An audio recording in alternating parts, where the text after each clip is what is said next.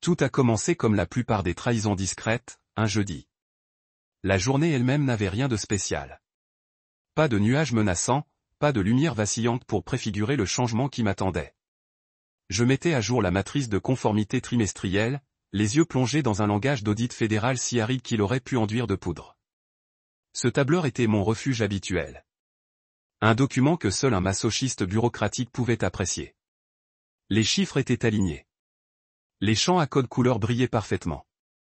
J'avais le contrôle. Puis l'alerte vidéo de l'entreprise a sonné en haut de mon écran. Je n'y ai pas prêté attention au début. Les mises à jour de la direction étaient fréquentes. Un nouveau fournisseur, une révision du planning des vacances, une présentation de DI mal conçue et trop peaufinée par un RH. J'ai cliqué sur le lien, à moitié distrait, me demandant encore si j'avais bien saisi les champs de passage pour piétons au chat mis à jour, mais l'écran est devenu noir une seconde, puis son visage est apparu. Veuillez accueillir notre nouvelle responsable par intérim, Bianca Weller, a annoncé la voix robotique de notre directrice des ressources humaines. J'ai cligné des yeux, regardé fixement, cligné des yeux à nouveau. Bianca, la sœur cadette de ma femme. La même Bianca qui avait un jour tenté de convaincre notre famille élargie d'investir dans un élevage de chèvres blockchain. La même Bianca qui avait été bannie de notre groupe de discussion pour avoir suggéré que le dîner de Thanksgiving pourrait être tokenisé. Elle souriait maintenant devant la webcam, comme si elle n'avait pas essuyé la dernière menace de normalité qui me restait au travail. Elle avait 35 ans, elle était pleine d'assurance dans les espaces de coworking et les pitch decks.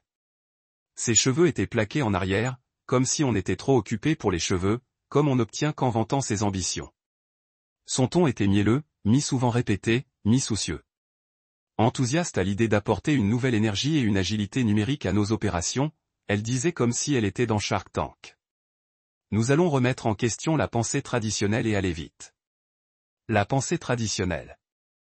J'ai fixé l'écran un peu plus longtemps, puis je suis retourné à la feuille de calcul que j'avais passé 9 heures à peaufiner. Je n'étais pas seulement le responsable de la conformité ici. J'étais le passe-partout qui maintenait tout cet endroit en état de fonctionnement légal. Je possédais tous les titres de compétences qui nous permettaient de fonctionner, de l'inscription à la SEC à l'éligibilité des entrepreneurs fédéraux en passant par les licences d'État. 37 au total. Non pas que la plupart des gens dans l'immeuble le sachent. Mon travail n'était pas du genre à se réjouir. C'était le genre de travail qu'on ne remarquait que lorsqu'il n'était pas parfaitement fait. Et je l'avais fait parfaitement pendant 12 ans. Mais Bianca ne voyait rien de tout cela. Elle ne voyait ni certification ni maîtrise réglementaire. Elle ne voyait même pas de service. Elle voyait un problème hérité. Et pire encore, elle voyait son beau-frère, celui qu'elle trompait avec de fausses contraventions de stationnement à 19 ans. Celui qu'elle essayait de surpasser aux jeux questionnaires familiaux. À ses yeux, je n'étais pas un professionnel. J'étais le mari de sa sœur qui s'était infiltré dans son bac à sable. J'ai entendu le rire avant même de lever les yeux.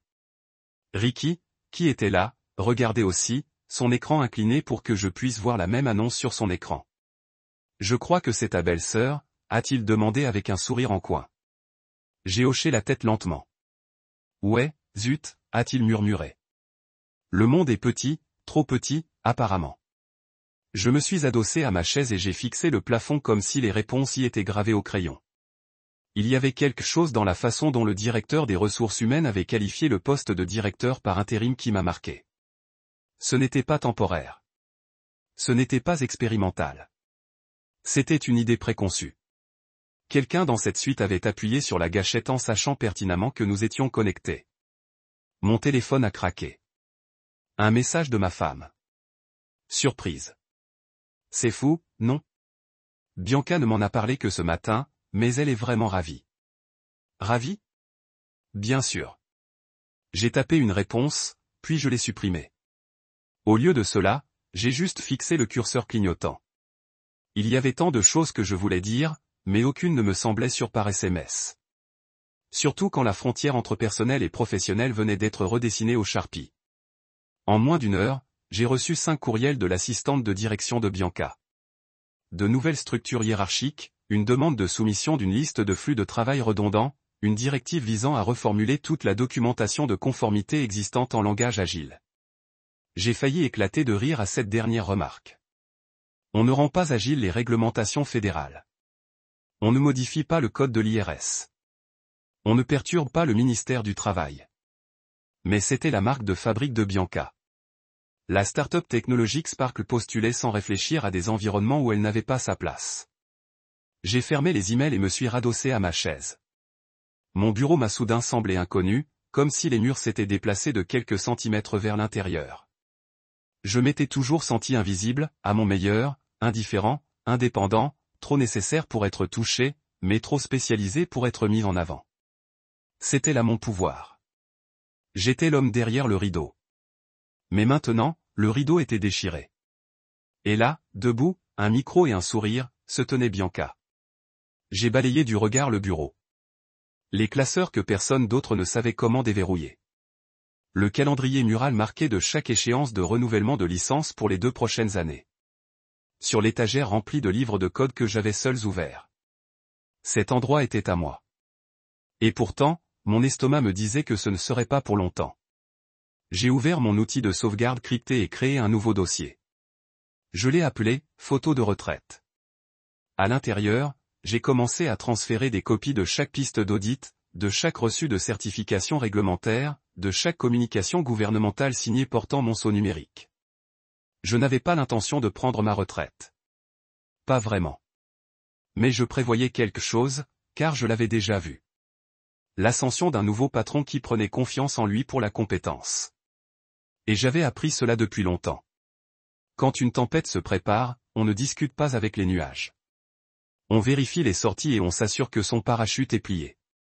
J'ai jeté un dernier coup d'œil au visage de Bianca, figée dans la vidéo en pause, toujours souriant comme une femme qui pensait avoir gagné quelque chose.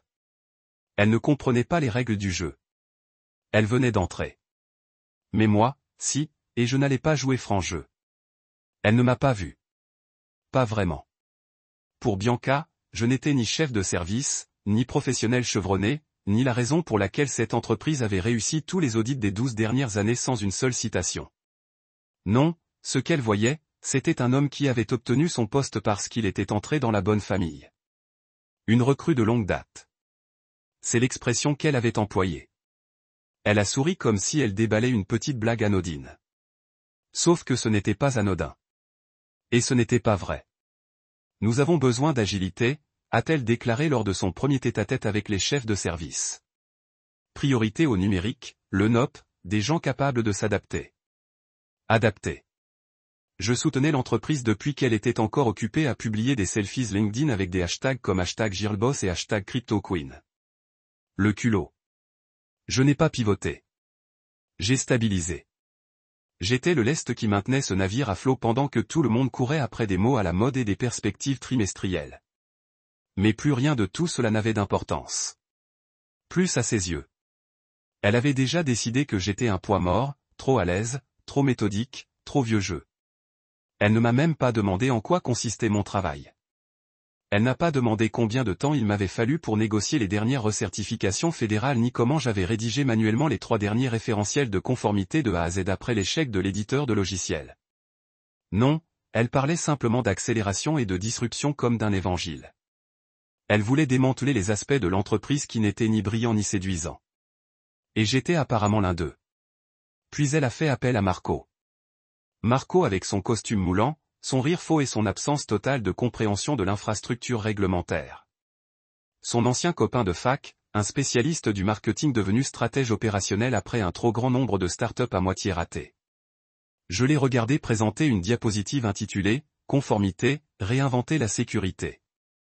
Lors de son appel de présentation, il a pris le chat pour un cours de gym. Je n'exagère pas. Il a même plaisanté, et alors ? On se contente de faire de la paperasse pour le gouvernement. Et puis il a ri comme s'il avait fait la blague la plus intelligente de l'histoire de l'entreprise. J'avais envie de l'étrangler avec mon cordon. C'est à ce moment-là que j'ai compris ce que Bianca essayait de faire. Elle n'améliorait pas les opérations. Elle faisait le ménage, remplaçant le savoir institutionnel par une gestion à la sauce Instagram. Si ça ne rentrait pas dans un camembert ou un jeu de cartes, ça ne lui était d'aucune utilité, et donc moi, j'en avais. Mais il y a un truc bizarre dans le fait d'être sous-estimé. Quand on arrête de regarder de trop près, on vous laisse la liberté de mouvement. Pour me préparer, j'ai commencé à tout sauvegarder discrètement, méthodiquement. Je ne me suis pas précipité. Cela aurait paru suspect. J'avais déjà fait ce genre de choses, vu à quel point les choses se compliquaient lorsque le pouvoir changeait de main trop vite et que les détails étaient ignorés. Alors, j'ai pris mon temps. Chaque diplôme que j'avais obtenu pour l'entreprise avait une trace numérique. Chaque licence avait une date, un nom, un code de référence. Chaque module de formation que j'avais réussi, chaque vérification d'antécédents que j'avais réussi, chaque certification officielle attestant de l'éligibilité légale de l'entreprise, tout passait entre mes mains. J'ai déplacé les documents un par un, les cryptant, vérifiant 2 fois leur horodatage. Puis j'ai zippé l'archive entière et lui ai donné un nom que personne n'ouvrirait, sauf moi, photo de retraite. Ça m'a fait rire. Le genre de rire qui n'atteignait pas la gorge, plus haletant que sonore. Parce que je savais que ce que je faisais n'était pas une simple assurance. C'était de la survie. Il me poussait vers la porte en pensant que je sortirais sans un bruit. Mais ce n'était pas une sitcom d'entreprise. Il n'y aurait pas de passation de pouvoir sans heurts à un analyste junior. S'il voulait ma place, il devrait compter avec tout ce que cela implique. Je n'ai parlé du renfort à personne. Ni à mon assistante, ni à elle, ni à ma femme, surtout pas à ma femme. Non pas que je ne lui fasse pas confiance, mais parce que je ne faisais pas confiance à la version de Bianca en laquelle elle voulait encore croire. Elles étaient sœurs, après tout. Et malgré toutes les postures de Bianca, il fut un temps où elle n'était qu'une petite sœur qui me demandait de relire ses dissertations de fin d'études, qui plaisantait en disant qu'elle ne travaillerait jamais dans un bureau parce que les box lui donnaient de l'urticaire. Cette version d'elle-même était révolue depuis longtemps. Mais la nostalgie a le don de masquer les failles, alors je me suis tu et j'ai hoché la tête pendant les réunions d'alignement.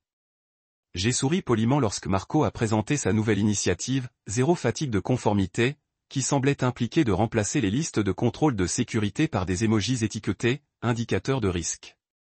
J'ai même tenu la porte à Bianca une fois lorsqu'elle est entrée dans une salle de réunion vêtue d'une combinaison qui coûtait probablement plus cher que ma première voiture.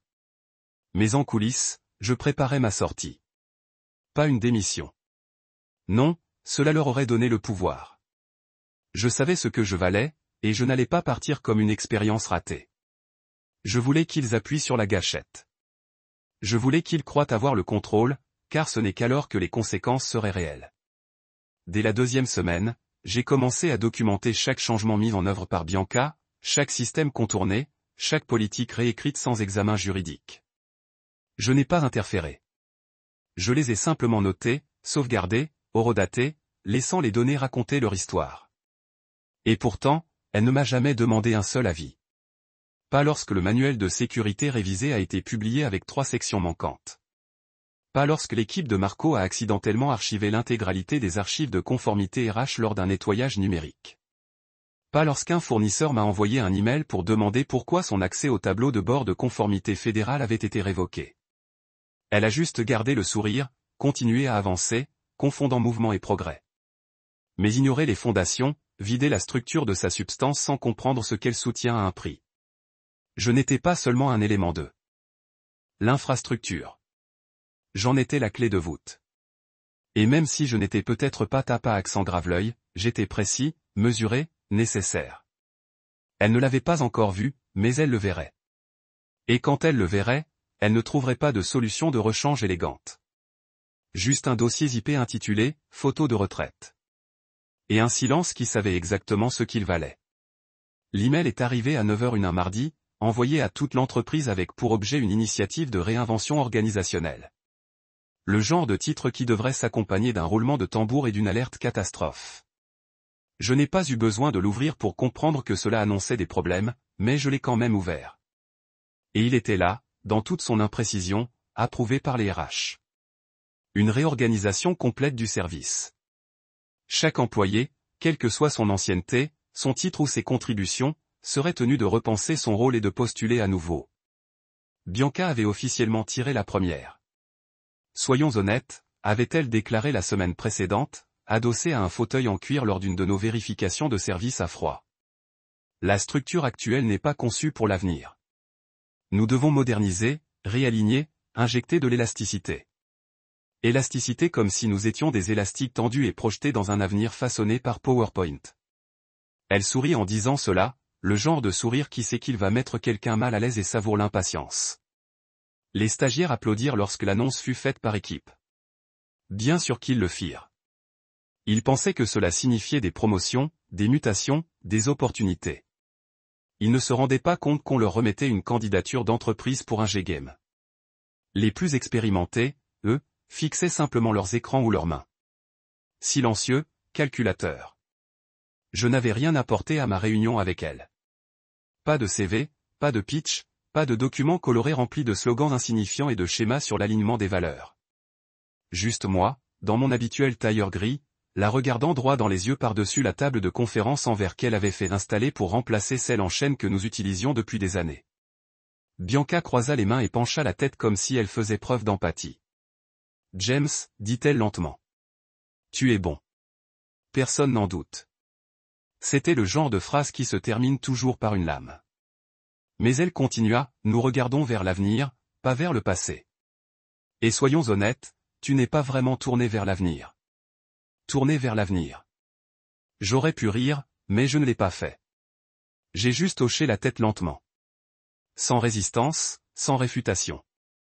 Parce que c'était le moment que j'attendais. Celui où elle officialiserait les choses. Celui où elle le dirait officiellement. Elle ne voulait pas de moi ici.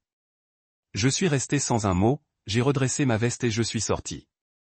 Sans un regard en arrière, sans un au revoir.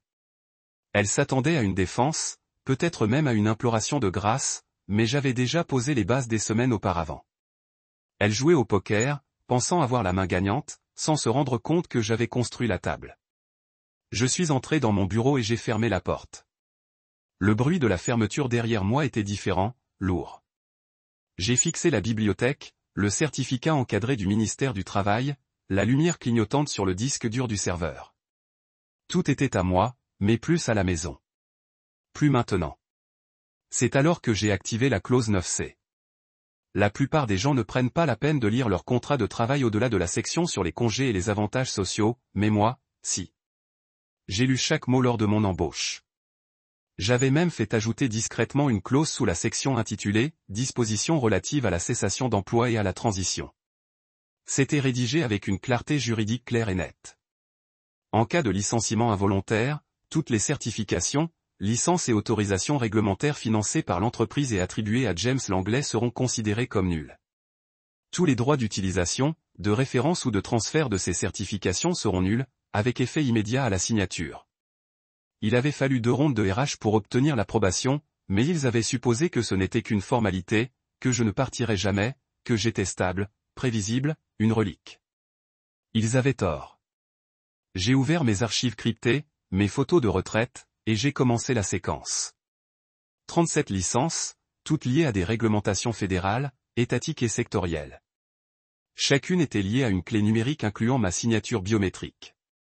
Et maintenant, chacune était programmée pour être corrigée. Je n'ai prévenu personne. Pas de déclaration théâtrale, pas d'avertissement, juste une efficacité silencieuse, car si l'on brûle un pont, mieux vaut s'assurer que les fondations s'effondrent aussi. Puis j'ai attendu. Personne n'est venu ce jour-là. Bianca était trop occupée à jouer les perturbatrices. Marco était probablement en train de construire un tableau de bord tape à accent grave-l'œil sans aucune valeur de conformité. J'ai commandé mon déjeuner comme d'habitude, me suis déconnecté à 18h précises et ai pris l'ascenseur avec le même calme que j'avais chaque jour depuis mes débuts ici, 12 ans plus tôt. Ils ne m'avaient pas encore viré, pas officiellement, mais ils avaient prévu quelque chose. Ça se sentait dans l'air. Et quand ce serait arrivé, ils croiraient avoir le dernier mot. Ils ignoraient qu'ils avaient déjà signé leur propre désastre. Le lendemain matin, j'ai vidé ma boîte mail, imprimé quelques photos personnelles que j'avais gardées sur mon bureau, dont aucune ne montrait Bianca, soit dit en passant, et je les ai rangées dans une fine chemise. J'ai laissé mes certificats de cadre au mur. Qu'ils croient qu'ils y avaient encore accès. Qu'ils fassent comme si de rien n'était. À 10h06, j'ai reçu l'invitation à l'agenda. Discussion finale pour la revue de votre rôle organisationnel. Pas d'objet, pas d'expéditeur, juste les RH. Je n'y suis pas allé. Au lieu de cela, je suis allé à la salle de pause, je me suis servi un café frais et je l'ai emporté sur la terrasse du dernier étage. La ville s'étendait sous mes pieds. Tour de verre et résolution de béton. Elle semblait stable, stoïque, mais elle ne l'était pas. Pas sous la surface, exactement comme cette entreprise. Finalement, l'agent des RH, un jeune nommé Jérémy, qui portait encore son badge de stagiaire même après une promotion, m'a trouvé sur la terrasse. « James », a-t-il dit prudemment. « Tu as raté la réunion. » « Non », ai-je dit, je n'en avais simplement pas besoin. Il a cligné des yeux. « Il y a des papiers. » « J'en suis sûr. » Il me les a tendus. Je les ai feuilletés sans regarder les mots. Je n'en avais pas besoin. Je savais déjà ce qu'il disait. J'ai signé sur la dernière page. Une boucle cursive impeccable. Je les ai rendus et je suis parti. Il pensait que je sortirais brisé, peut-être même confus. Mais je suis ressorti exactement comme prévu, intacte, calme, silencieuse, car le compte à rebours avait commencé. C'était un lundi matin. Bien sûr. La trahison aime toujours porter un costume et un presse-papier. J'arrive comme toujours. 8h03. Je n'étais jamais assez en avance pour éveiller les soupçons, jamais assez en retard pour leur donner raison. J'avais toujours chronométré mon entrée pour croiser les deux mêmes stagiaires dans le hall et échanger le même hochement de tête sec avec le réceptionniste qui n'avait jamais prononcé mon nom correctement. La routine était mon armure. Mais ce jour-là, tout était décalé. Trop calme. Pas de bavardage dans le hall. Pas d'écho de talons sur le sol en marbre. Juste le silence. Un froid glacial. En arrivant à la porte de mon bureau, je l'ai immédiatement remarqué. Une enveloppe blanche glissée sous le seuil. Pas de cachet de la poste, pas de logo, juste mon nom écrit en grandes lettres majuscules, soigneusement, pas même scellé. C'était tout. Il ne voulait pas de confrontation. Il ne voulait pas de scène. Il voulait que la transition soit silencieuse, stérile, comme l'effacement de vieux fichiers d'un disque dur. Et j'étais ce fichier. Je l'ai pris, je l'ai ouvert et j'ai lu l'unique phrase imprimée dans une police sans sarrhas stérile. Avec effet immédiat. Le rôle de James Langley a été le coucher du soleil. Coucher du soleil. Quel mot? Doux, élégant, faussement paisible. Comme s'il me rendait service. Comme s'il ne venait pas de prendre une décennie de ma vie et de la condenser en un euphémisme. Je suis resté là, sur le pas de ma porte, une minute entière. L'enveloppe pendait au bout de mes doigts, sans rien entendre. Personne n'est venu. Pas de téléphone n'a sonné. Il pensait qu'en procédant ainsi, je partirais discrètement, classant ce moment comme une triste note de bas de page. Mais je n'étais pas en colère. J'étais prêt. Je suis entré dans mon bureau, me suis assis une dernière fois sur ma chaise, et caressé le grain du bureau que je polissais avec le même chiffon chaque vendredi avant de partir. Puis j'ai ouvert le dossier de départ brillant que les RH avaient inclus. Il était rempli de formulaires, d'indemnités de départ, d'accords de confidentialité, de réitération, d'instructions de retour d'appareil, d'avantages sociaux, de plans de transition. C'était le genre de dossier qui circule comme une patate chaude entre les services juridiques avant même que quiconque ne le signe. Mais je l'ai signé sans sourciller, sans hésiter, car cette signature n'était pas une reddition. C'était un incendie. Voyez-vous, ma signature sur ce formulaire de sortie a déclenché une réaction en chaîne silencieuse. Tout le système de certification que j'avais mis des années à concevoir et à maintenir. Chaque enregistrement, chaque licence fédérale, chaque justificatif de conformité était lié à mon nom et sécurisé par des protocoles d'authentification automatisés. Personne d'autre n'y avait accès.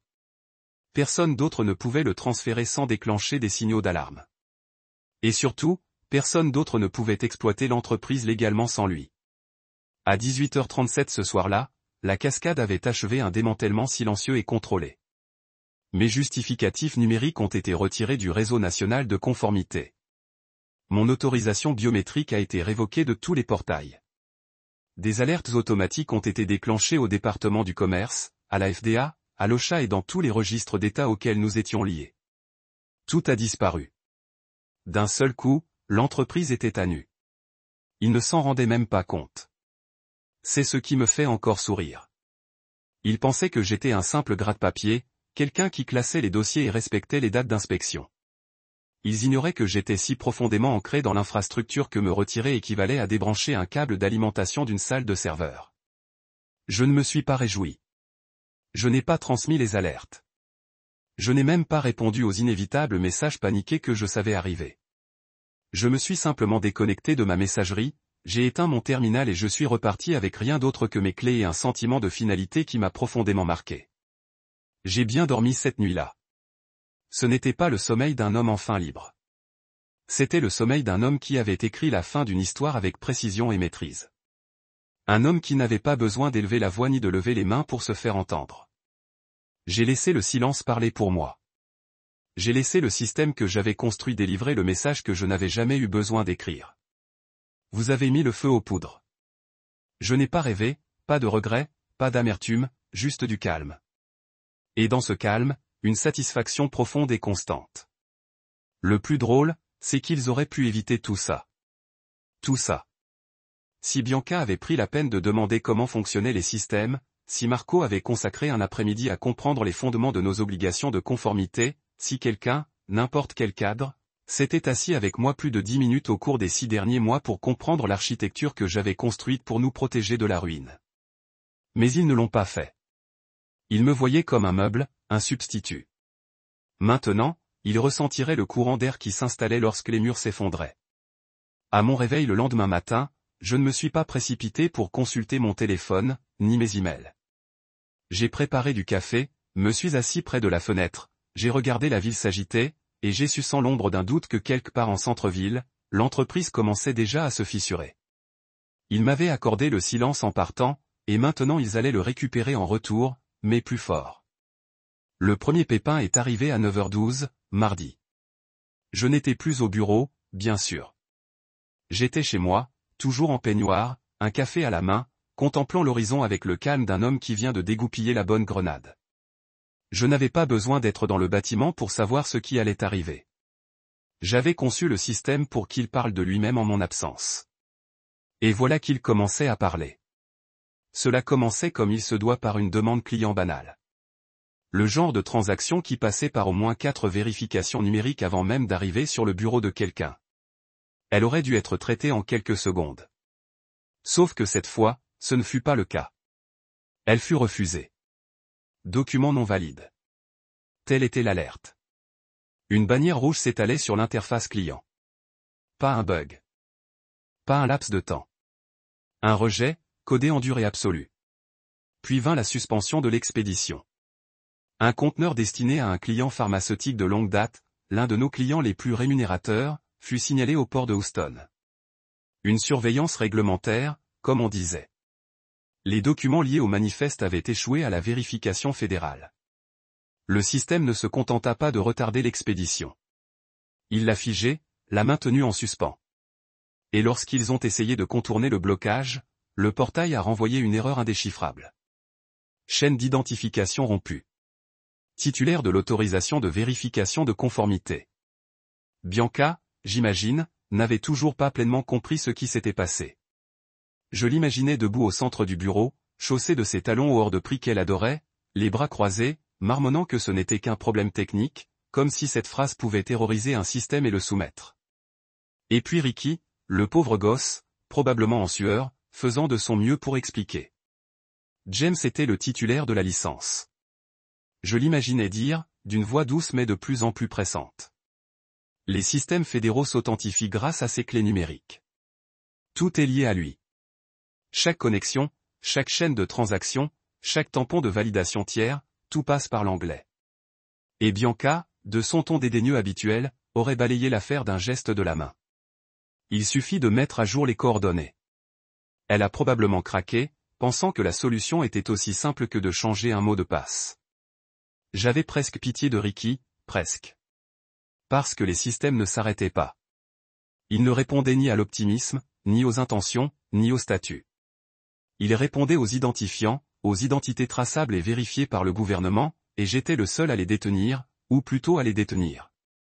Maintenant, c'étaient des entrées fantômes dans un système qui ne se contentait pas d'oublier, qui ne se contentait pas de réaffecter. Mon téléphone s'est mis à vibrer vers midi.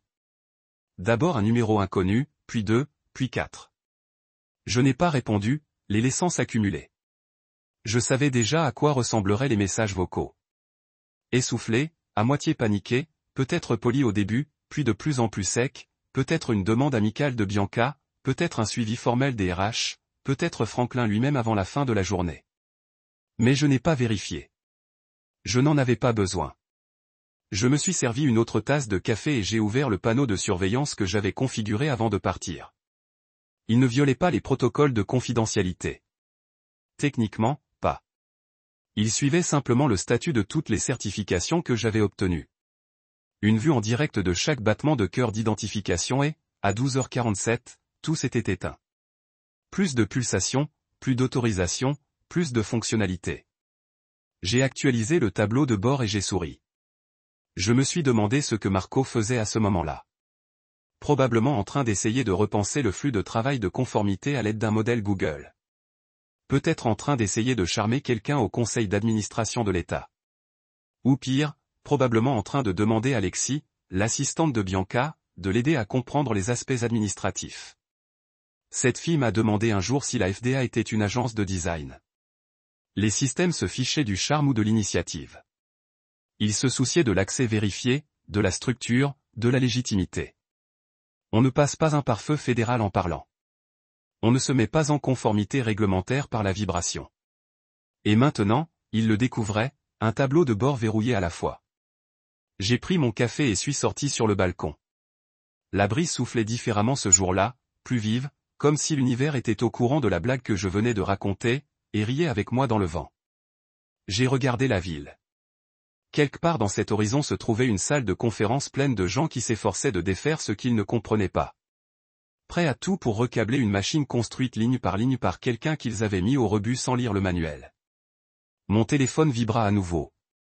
Cette fois, un SMS d'un inconnu. Salut James. Ici Bianca. Juste quelques petits soucis aujourd'hui. Tu peux m'appeler quand tu seras libre? Quelques petits soucis. J'éclatai de rire.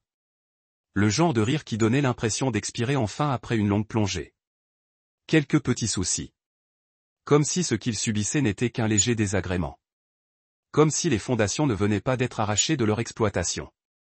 Je ne répondis pas. Au lieu de cela, je regardais une autre alerte s'afficher sur mon panneau. Calendrier d'audit signalé. Accréditation de signature incomplète. Celle-là allait piquer. Le gouvernement se fichait des transitions, des liens familiaux ou de qui avait l'air bien en costume. Ils se souciaient des signatures, et la mienne ne comptait plus pour eux, ce qui signifiait que les leurs non plus. Je m'appuyais sur la balustrade du balcon et regardais les nuages se déplacer lentement à l'horizon. Je ne jubilais pas. Ce n'était pas une vengeance. C'était une conséquence. Ils pensaient pouvoir effacer l'homme et garder la machine. Changer le nom sur la porte sans vérifier qui avait fabriqué les charnières. Maintenant, ils apprenaient, et j'étais aux premières loges. La voix de Bianca résonna dans la messagerie comme une bouffée de calme forcé. Dis donc, James, je sais que les choses ont mal commencé, mais on essaie juste de réorganiser certaines procédures. Sans rancune, d'accord? Appelle-moi quand tu peux. On aurait besoin d'un peu d'aide pour naviguer dans les portails. Traduction, la maison brûlait et maintenant elle essayait de savoir où était rangé l'extincteur après avoir viré l'homme qui l'avait fabriqué. J'ai laissé le message de côté. Je n'avais pas besoin d'entendre la suite. La panique s'était déjà emparée de moi. Ils avaient supposé que j'étais juste un interrupteur. Débranche-moi, rediriger le courant, passe à autre chose. Mais je n'étais pas un interrupteur. J'étais le réseau. Et personne d'autre n'avait les clés. Plus tard dans la matinée, j'ai eu des nouvelles de quelqu'un que je n'attendais pas, Lexi, l'assistante de direction de Bianca. Elle m'a envoyé un email avec pour objet, petite question sur le portail de conformité. Je l'ai ouvert par curiosité malsaine. Bref et concis. Salut James. J'espère que tu vas bien. Un petit mot. Bianca a demandé si tu pouvais expliquer comment changer la propriété des identifiants du tableau de bord de conformité fédérale. On essaie de me les attribuer, à moi ou à Marco. Ça ne devrait pas être trop compliqué, non? Dis-moi ce qu'il faut faire. Merci, mon petit sourire. J'ai fixé l'écran pendant 1 minute entière. Lexi, la même Lexi qui pensait autrefois qu'Hippo était une faute de frappe. Celle qui commandait des lattes pendant les briefings de l'OSHA et appelait le placard à provision la zone de vibration. Maintenant, elle pensait pouvoir se connecter simplement à un portail. J'ai passé 6 ans à intégrer l'authentification biométrique, le chiffrement à double clé et les protocoles de vérification multi-agences conçus intentionnellement pour empêcher ce genre de transfert superficiel. Elle pensait pouvoir en hériter comme d'un dossier Dropbox. Je n'ai pas répondu. Ils ont essayé de se connecter, bien sûr. J'ai vu la tentative sur l'écran du système, l'équivalent numérique d'un enfant essayant de deviner le code d'accès au Pentagone. Le résultat a été immédiat, accès refusé. Idée du propriétaire invalide. Titulaire de l'identifiant non reconnu.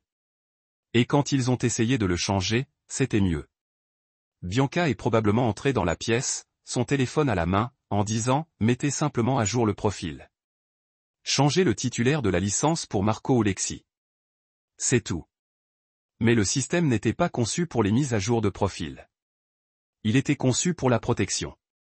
Pour changer le propriétaire de l'identifiant, le processus nécessitait une transmission biométrique, une lecture des empreintes digitales, une vérification de l'empreinte vocale, une période de vérification de 6 semaines par 3 agences fédérales et le consentement écrit du titulaire initial, que, soyons clairs, je ne fournirai jamais.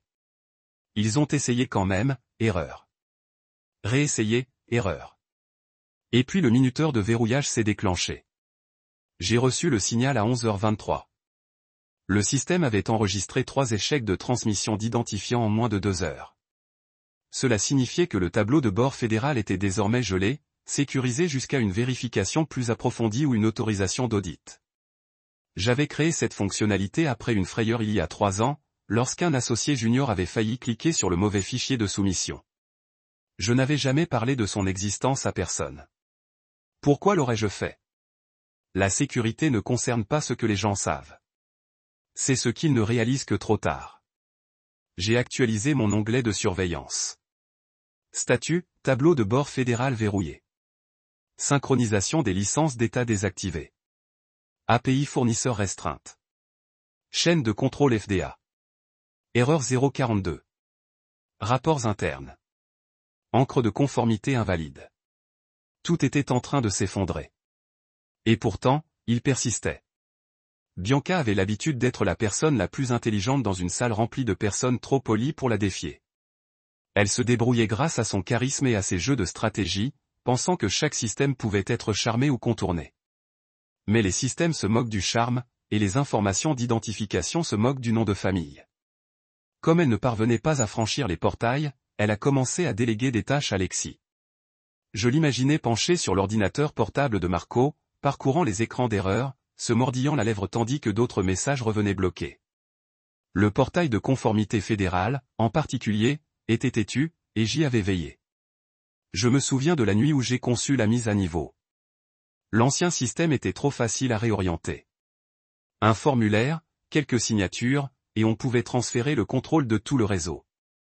J'ai travaillé jusqu'à 2 heures du matin à l'élaboration d'un nouveau protocole, qui liait la propriété des identifiants au chiffrement biométrique, à l'enregistrement des identifiants auprès de plusieurs organismes gouvernementaux et à un jeton de séquence unique accessible uniquement par double vérification. Un système conçu pour la continuité, mais pas pour la commodité, surtout pour les personnes extérieures. Il était parfaitement légal, parfaitement étanche et désormais parfaitement inviolable.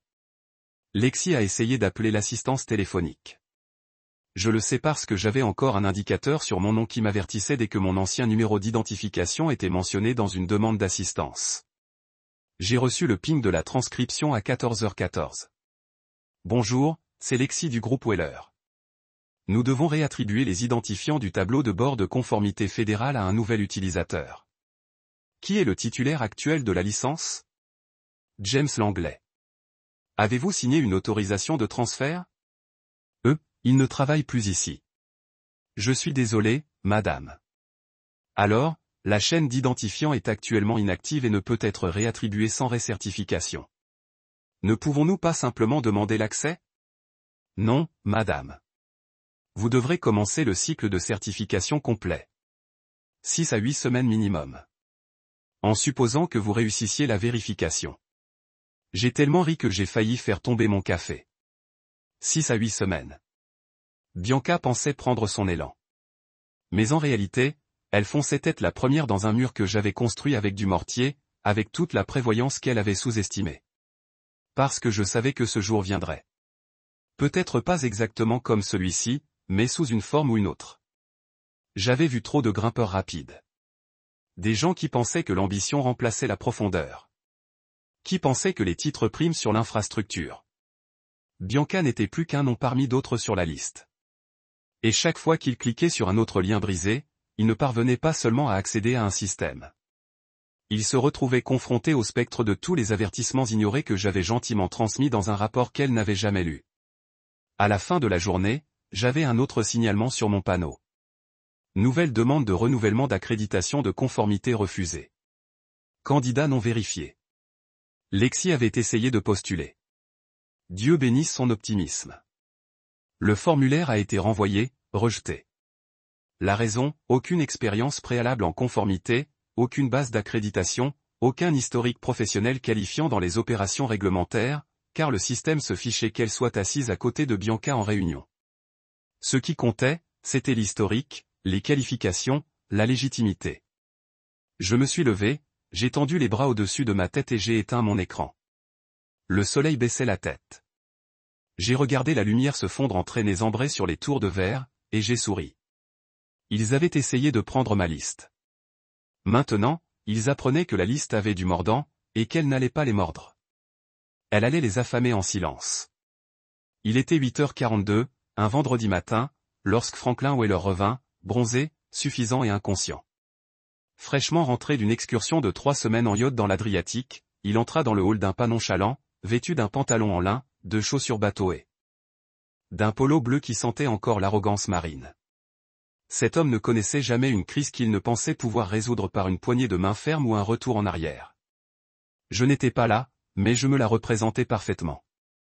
Il avait probablement baissé ses lunettes de soleil à la réception, fait un clin d'œil à la réceptionniste et dit quelque chose comme « J'espère que personne n'a fait s'écraser le navire pendant l'absence du capitaine ». Ça aurait provoqué un petit rire poli la plupart du temps. Pas ce jour-là. Car le navire ne s'était pas simplement écrasé, il avait perdu son ancre, son moteur et son autorisation légale de naviguer dans les eaux fédérales. Et Bianca, sa fille, était à la barre.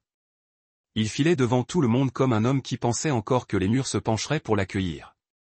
J'imaginais une foulée sereine, brandissant sa sacoche en cuir comme un homme se préparant pour une journée de déjeuner d'affaires et de délégation. Puis il atteignit l'étage de la direction et le silence l'envahit. Sa boîte mail avait dû être le premier choc. Des centaines d'alertes, toutes rouges, criardes en majuscules, avertissements de non-conformité fédérale, échec d'audit, transactions fournisseurs bloquées, notification d'expiration de licence de toutes les agences auxquelles nous étions rattachés. J'avais tout organisé ainsi, discrètement des années auparavant. Ainsi, les hauts gradés ne recevraient pas que des mises à jour, mais des alertes. Les effondrements systémiques ne sont pas censés se murmurer. À 9h03, il en avait assez lu. La première personne qui l'appela était un avocat. La deuxième, Bianca. Je ne pouvais qu'imaginer la tempête qui s'abattit sur son bureau. Il aurait fait irruption, son téléphone à la main, la voix oscillant entre indignation et confusion. Pourquoi diable tous les contrats sont-ils gelés? Pourquoi sommes-nous signalés pour des enregistrements expirés? Et qui diable venons-nous de licencier? Il n'aurait pas fallu longtemps avant que quelqu'un murmure mon nom. Je n'étais pas le genre d'homme que Franklin voyait vraiment. J'étais juste celui qui faisait disparaître les problèmes. Les licences étaient déposées à temps. Les audits étaient réussis haut la main, les entrepreneurs étaient blanchis, les fournisseurs payés, les certifications mises à jour avant même que quiconque ne se rende compte qu'elles arrivaient à expiration. Franklin ne demandait jamais comment cela avait été fait, juste que cela restait fait. C'était le contrat que nous avions toujours eu, tacite, mais inébranlable jusqu'à Bianca. Elle avait vu l'invisible et avait décidé de le qualifier d'insignifiant. Franklin ne s'attendait pas à retrouver la salle des machines dépouillée à son retour de navigation. Et maintenant, sa fierté, l'entreprise familiale, était étranglée par des protocoles juridiques qu'il comprenait à peine. C'était là le véritable chagrin pour un homme comme lui. Non pas l'échec, mais l'impuissance. Point. Un ancien collègue, qui venait encore de temps en temps, m'a dit que la salle du conseil ce matin-là était un cirque. Franklin a convoqué tous les officiers supérieurs disponibles. Il voulait des réponses. Au lieu de cela, il n'a reçu que des haussements d'épaules paniqués et des dérogations. Le service juridique avait déjà consulté mon dossier personnel. À 10h15, la clause 9C avait été imprimée, soulignée et placée devant lui. Il l'a lu 3 fois. Mais bon, tout était là, en gras et à l'encre indélébile. Toutes les certifications financées par l'entreprise seront considérées comme nulles et non avenues en cas de résiliation involontaire. Le silence s'installa dans la salle.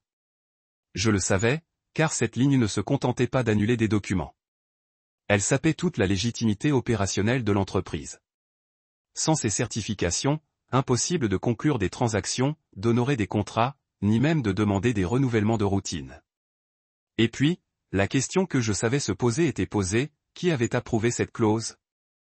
La réponse, bien sûr, était Franklin lui-même. Des années auparavant, j'avais négocié cet avenant lors d'une restructuration. Tous les autres étaient trop concentrés sur la réduction des coûts et la réduction des services. Personne n'a sourcillé lorsque le responsable de la conformité a demandé un petit supplément de formulation. Pourquoi? Je n'étais pas une menace. J'étais calme, cohérent, ennuyeux. Mais ce jour-là, l'ennui est devenu infernal. Franklin aurait déposé le dossier d'un coup sec, le visage rouge de colère. J'aurais payé cher pour voir ce moment. L'instant précis où l'homme a réalisé que la fille en qui il avait confiance pour moderniser l'entreprise avait accidentellement licencié la seule personne qui maintenait toute cette foutue opération en toute légalité fédérale. « Vous avez licencié la licence », a-t-il dit. Cette réplique m'est revenue en mémoire. Sources multiples, tons différents, même impact. Pas vous avez licencié James. Pas vous avez licencié votre beau-frère. Vous avez licencié la licence parce que c'est ce que j'étais. Pour eux, pour elle, un atout, une case à cocher, quelque chose à rattacher à leur nom jusqu'à ce qu'ils n'en voient plus l'utilité. Maintenant, ce besoin s'abattait sur eux comme un rideau de plomb. Je me suis demandé à quoi ressemblait le visage de Bianca lorsqu'elle l'a compris. La vérité a une façon de s'imposer avec sa propre gravité. Elle n'a pas besoin de crier. Elle s'installe simplement dans la pièce et écrase tout sous elle. Je l'imaginais assise là, essayant encore de se sortir de là, la voix trop aiguë, sa logique s'effondrant. Franklin n'était pas du genre à subir les erreurs en silence, surtout celles de sa famille, et surtout quand elles lui coûtaient contrats, capitaux et crédibilité. À midi, toute l'entreprise était au courant. Mon téléphone a de nouveau vibré. Des SMS, des appels manqués, et même un message LinkedIn d'un membre de la gestion des risques. James, je crois qu'ils vont te proposer un poste de consultant. Franklin a l'air d'avoir vieilli de 10 ans et 10 minutes. Je n'ai pas répondu. Il ne s'agissait plus de vengeance. C'était une question de clarté. Pendant 12 ans, j'avais fait le travail invisible, celui qu'on n'applaudissait jamais dans les assemblées publiques ni mentionné dans les bilans de fin d'année. Mais sans cela, ils étaient exposés, vulnérables, juridiquement inertes. Et maintenant, ils comprenaient. Finalement, j'ai retourné mon téléphone et je suis sorti. L'air était plus âcre, plus pur, comme si quelque chose d'ancien avait été coupé. Franklin était rentré, mais la maison qu'il avait laissée derrière lui n'était plus la sienne. Il n'a pas fallu longtemps pour que la prise de conscience se propage, comme une fumée s'élevant sous un chambranle de porte, silencieuse, subtile, puis étouffant soudain tout le monde dans la pièce. Le lundi, la voix de Bianca avait perdu son élan. Les discours d'encouragement avaient disparu. Sa démarche avait perdu son assurance, s'apparentant davantage à une démarche défensive. L'entreprise ne tournait plus autour d'elle. Elle la traversait comme une échappatoire, une formalité. Et même cela ne durerait pas longtemps. Elle avait tenté de présenter cela comme un contretemps, une courbe d'apprentissage, voire une transition nécessaire. Mais les chiffres n'étaient pas un contretemps. Les emails n'étaient pas une transition. Ce n'était pas un pépin. C'était une véritable hémorragie. Contrat gelé. Fournisseurs se retirant. Les agences gouvernementales envoyant des alertes de non-conformité plus vite qu'elles ne pouvaient être ignorées. Et au milieu de tout cela, l'écho d'un nom qu'elles avaient tenté d'effacer de la conversation. Le mien. Franklin avait cessé d'être doux dès qu'il avait vu le rapport d'audit complet.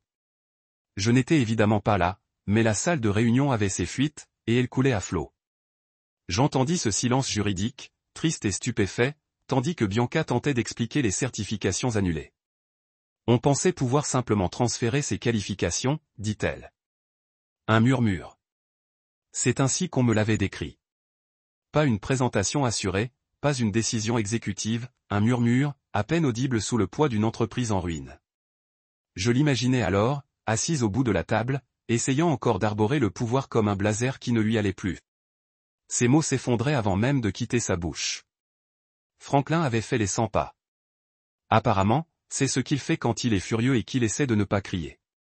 Il tourne en rond comme un homme aux prises avec un démon. À un moment donné, il frappa la table de la paume de sa main, si fort que quelqu'un tressaillit. « Vous pensiez » Il aboya. « Vous pensiez » Plus personne ne parla après ça. Le silence dans cette pièce devait être insupportable. Je connais bien ce silence.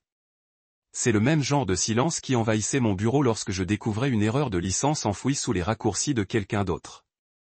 Le genre de silence qui donne l'impression d'une lente expiration juste avant de décider s'il faut réparer quelque chose ou tout brûler.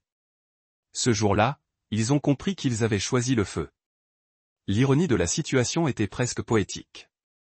Pendant des années, je m'étais fait petit pour faire tourner les choses. J'avais été le bruit de fond de leur progression. L'homme qui se contentait de gérer la situation. Pas d'applaudissements, pas de reconnaissance, juste une continuité silencieuse. Et maintenant, ce même silence les dévorait. Franklin exigeait de voir le dossier de licenciement. Il voulait chaque clause, chaque signature, chaque point juridique. Et lorsqu'on lui a remis le dossier, c'est la clause 9C qu'il a arrêté.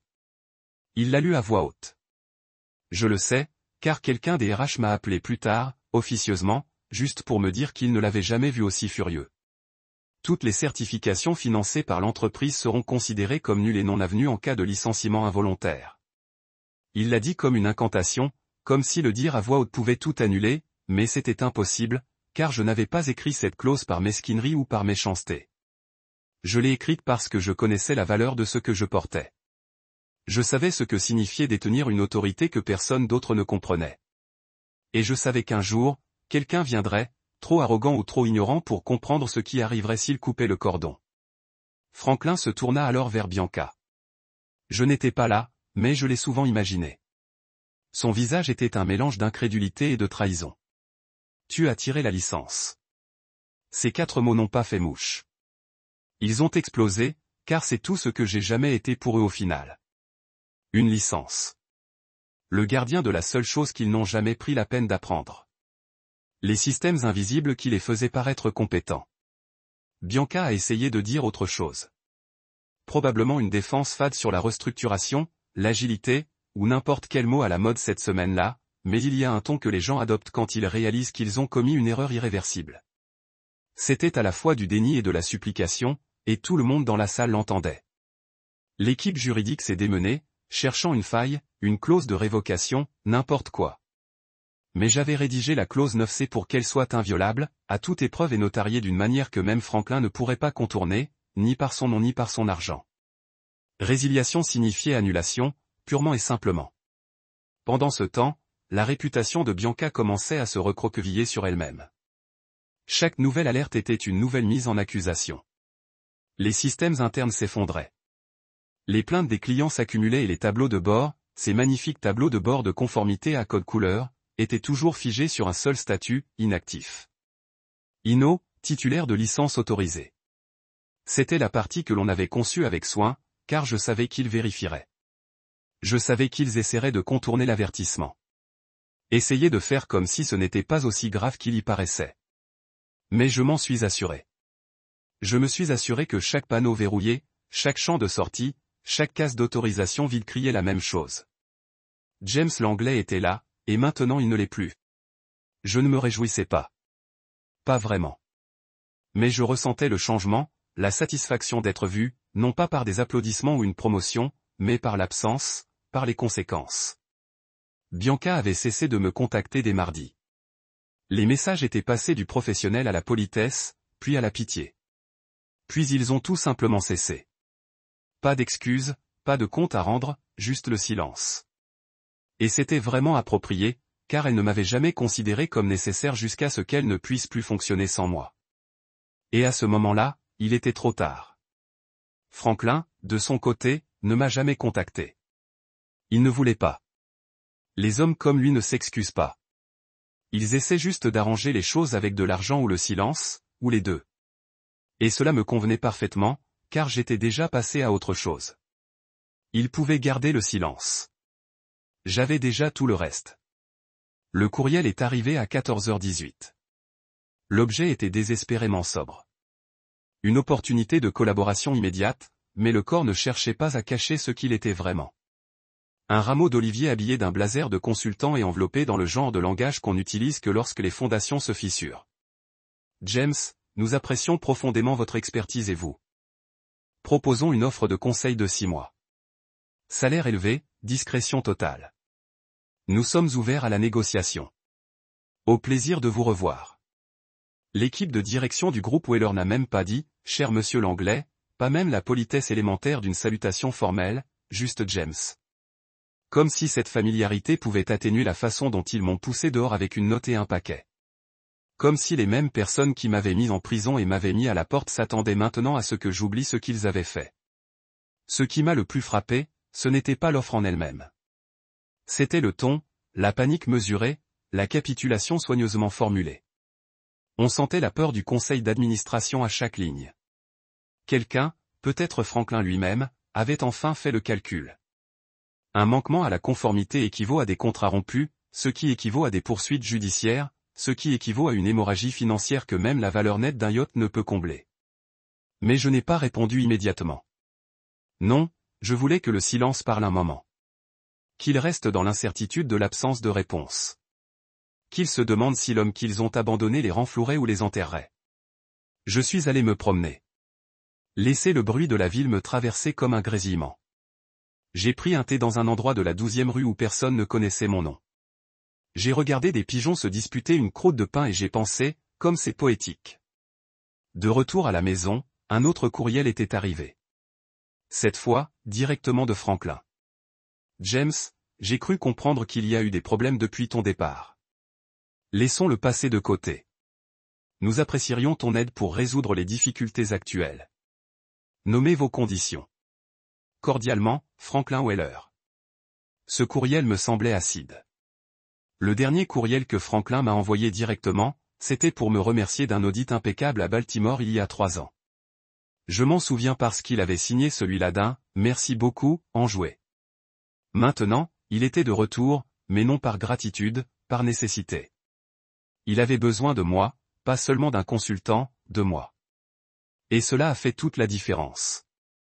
J'ai ouvert une réponse vide, fixé le curseur clignotant et laissé les mots se former lentement, nets, directs, chirurgicaux.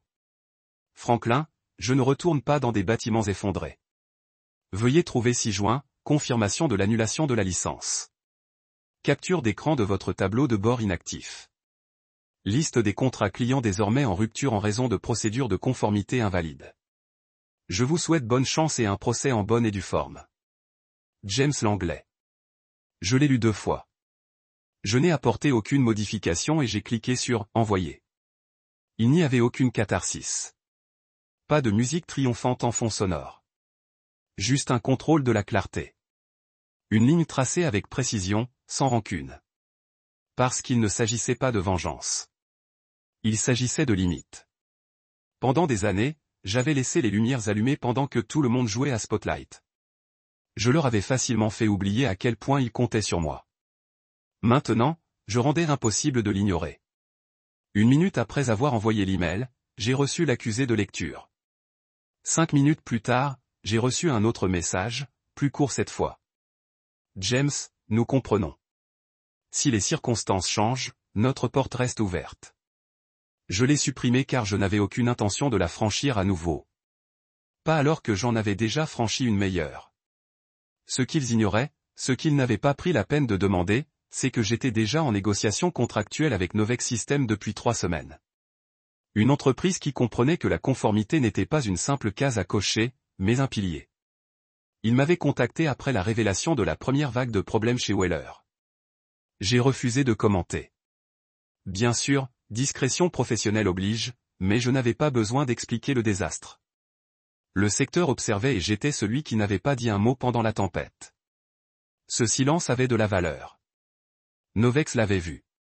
Ils m'ont proposé un bureau d'angle, une équipe qui lisait réellement les rapports que je rédigeais, et, mieux encore, une équipe de direction qui ne m'avait pas demandé ce que signifiait l'OSHA lors de l'entretien. Ma date de début était déjà fixée. Mon intégration était impeccable. Mes empreintes avaient à peine séché sur leur formulaire d'inscription fédérale que Franklin a envoyé son courriel. Trop tard. Et ironie du sort, le timing n'était pas seulement poétique. Il était délibéré. J'avais attendu qu'ils se heurtent à un mur, attendu qu'ils réalisent ce qu'ils avaient gâché. Maintenant, ils se bousculaient pour retrouver le même homme autrefois invisible. J'ai imprimé l'email, non pas par nécessité, mais parce que certains moments méritent d'être consignés sur papier et rangés dans un tiroir, comme un rappel de la façon dont l'art s'est retourné en votre faveur. Plus tard dans la soirée, assis sur mon balcon, je sirotais un verre de thé au gingembre, regardant l'horizon scintiller avec sa confiance tranquille. Quelque part au-delà de ces tours se trouvait Franklin, Bianca, une entreprise qui pensait autrefois que l'héritage était jetable et l'expérience facultative. Maintenant, ils étaient plongés dans les appels juridiques et les recours en conformité. Et moi, j'étais déjà parti. 3 semaines plus tard, j'ai publié la nouvelle sur LinkedIn. Appareil photo avec flash. James Langlais, directeur de la conformité, Novex Systems. Légende, reconnaissant de faire partie d'une équipe qui comprend que l'intégrité n'est pas une mode. D'un seul coup, le silence a pris fin. Pas avec du bruit, pas avec des feux d'artifice, mais avec une photo soignée, un titre clair et une seule phrase qui disait tout sans citer de nom. Ce n'était pas nécessaire. Tous ceux qui comptaient le savaient déjà. Le secteur a observé ce qui se passait chez Weller Group. La façon dont les observateurs étudient un déraillement de train, la fascination discrète, la prudence des entreprises, les avertissements chuchotés entre les entreprises. Et maintenant, je me retrouvais face à la situation avec quelque chose de mieux. Clarté, stabilité, respect. Novex ne s'est pas contenté de m'accueillir. Ils m'ont donné les clés pour construire ce que j'avais toujours imaginé, un écosystème de conformité ancré dans la prévoyance, et non dans la panique. Mon équipe était dynamique, enthousiaste, et aucun membre n'avait de sœur nommée Bianca. Rien que cela, c'était comme une promotion. Le bureau était au 14e étage, un appartement d'angle avec des fenêtres à ciel ouvert donnant sur le lac. Je n'avais pas demandé la vue, mais ils me l'ont quand même accordé. Ils ont dit que cela correspondait à l'ampleur de ce que j'apportais. J'étais dans ce bureau depuis moins de 2 semaines lorsque le premier appel est arrivé. Un ancien client de Weller me demandait si j'envisagerais de les intégrer sous Novex. Juste quelques retards persistants chez Weller, m'ont-ils dit. J'ai pensé qu'on contacterait quelqu'un qui sait vraiment ce qu'il fait. Je n'ai pas jubilé. Je n'ai même pas cligné des yeux. J'ai transmis le dossier à notre responsable de l'intégration des clients et j'ai marqué la fin de l'appel. 3 jours plus tard, un autre client Weller a suivi, puis un autre. À la fin de la 3e semaine, Novex avait signé 3 contrats majeurs qui relevaient autrefois de mon ancienne entreprise. Et contrairement à Weller, nous n'avons pas perdu une miette de leur intégration. Toutes les licences étaient déjà en place, tous les processus déjà vérifiés. Mes empreintes digitales étaient partout. Et cette fois, elles étaient les bienvenues. Le tableau de bord, Weller perdu, toujours signalé. Leur système était techniquement en ligne, mais creux, fonctionnant en théorie, paralysé en pratique. On m'avait appris par chuchotement et non-divulgation que Bianca avait été discrètement réaffectée. Pas de note publique, pas de fête d'adieu, juste un calendrier qui a soudainement cessé d'indiquer ses rendez-vous. Je l'imaginais ranger son bureau en silence. Son ambition rutilante était maintenant émoussée par le poids des conséquences. Je n'avais aucune envie de la suivre, de prendre de ses nouvelles, de me réjouir. Je n'avais plus rien à prouver à Bianca. Elle avait causé sa propre perte. La seule chose que je lui avais laissée, c'était le vide qu'elle avait créé. Franklin, d'après ce que j'avais compris, jonglait avec plus de responsabilités qu'il ne pouvait en gérer. Audits internes, pression du conseil d'administration, examen juridique. Il essayait de reprendre le contrôle du récit, mais aucune note ne permet d'annuler une désactivation fédérale. Aucun communiqué de presse ne masque une erreur de direction de cette ampleur. Novex n'avait pas besoin d'une histoire de vengeance. Nous avions des résultats. Mes résultats. J'avais une machine à expresso fonctionnelle, une équipe qui lisait les projets de politique avant de les renvoyer. Et personne, absolument personne, ne m'appelait « héritage ». Ce terme m'avait autrefois hanté, persistant dans ma poitrine comme la poussière d'une bouche d'aération fermée. Maintenant, il me faisait sourire. Chaque matin, à mon arrivée à Novex, la réception m'accueillait par mon nom. Le badge de la porte clignotait en vert sans hésitation. Mon mot de passe fonctionnait du premier coup. L'imprimante ne se bloquait pas. Et surtout, mes idées n'ont pas été accueillies par des escaliers vides ni par des interruptions de la direction. On écoutait. On posait des questions. On comprenait ce que signifiait avoir les clés avant de demander à emprunter la voiture. Un après-midi, alors que je triais une version révisée de notre modèle de conformité pour les vendeurs d'actifs numériques, j'ai sorti un post-it de mon tiroir. C'était la seule chose que j'avais emportée de mon ancien bureau avant de partir. Jaune, carré, un peu usé par le temps. Je l'avais collé au-dessus de mon écran chez Weller, discrètement après une réunion particulièrement frustrante avec Bianca et Marco. Au cas où ils oublieraient, j'étais le permis. J'ai délicatement collé le post-it au coin de mon écran Novex. Ce n'était plus une déclaration. C'était un rappel d'où j'étais allé, de ce à quoi j'avais survécu, du poids que j'avais porté pour des gens qui n'avaient jamais pensé à les remercier. Maintenant, je n'avais plus besoin de leur gratitude. J'avais mes propres fondations, mon propre espace, mon propre silence aiguisé en clarté. Par moments, je me suis demandé ce qui serait arrivé s'il m'avait traité différemment. Si Bianca était entrée dans ce bureau et avait dit « Je veux apprendre de toi », au lieu d'essayer de me remplacer. Si Franklin avait privilégié l'infrastructure à l'apparence, mais ses pensées ne s'attardaient jamais longtemps. Le regret n'a pas sa place dans le progrès. Ce qui comptait, c'était la reconstruction. Et j'avais reconstruit quelque chose qui valait la peine d'être vécu. Les gens comme Bianca pensent que le pouvoir est bruyant. Qu'il vient du titre, des projecteurs, de la résonance de son nom dans les salles de réunion vitrées. Mais le vrai pouvoir, lui, est discret. C'est ce qui arrive lorsque les systèmes fonctionnent parce qu'on a anticipé l'échec avant que quiconque ne le voie venir. C'est la paix de savoir qu'on peut s'en aller et que la maison s'effondre. Non pas parce qu'on l'a brûlée, mais parce qu'on était les poutres qu'ils n'ont jamais remarquées. J'étais désormais l'architecte d'une nouvelle structure. Chez Novix, je n'étais pas invisible. J'étais essentiel. Et pas seulement grâce aux licences que je détenais, mais aussi grâce aux leçons que j'en tirais. Le genre qu'aucun cours de MBA, aucune conférence TED virale, aucun mot à la mode dans les startups ne pourrait remplacer. L'intégrité n'est pas une mode, c'est un modèle. Je vis selon ce principe maintenant. Et quand je contemplais l'horizon depuis mon bureau d'angle, la ville ne me semblait plus hostile. Elle semblait méritée.